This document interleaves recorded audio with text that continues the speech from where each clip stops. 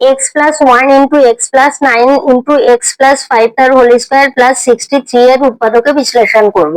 এখানে x plus 1 into x plus 9 এর গুণ করে পেলাম x square plus 10x plus 9, আর এক্স প্লাস 5 তার হোল স্কোয়ারের ফর্মুলায় ফেলে আমরা পেলাম x square plus 10x plus 25। এখানে a প্লাস বি তার হোল স্কোয়ারের ফর্মুলা ধরা হয়েছে, প্লাস 63 থেকে গেল।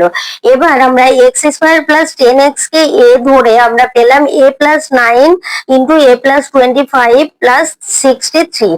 এবার এখানে a প্লাস 9 আর a প্লাস 25 এর গুণ করে পেলাম a square plus 34a plus 225 plus 63 equal to a square plus 34a plus 288 হলো।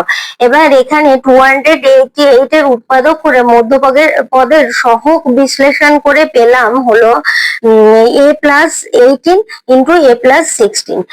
এর মান বসিয়ে আমরা পাবো x square plus 10x plus 18 into x square plus 10x plus 16।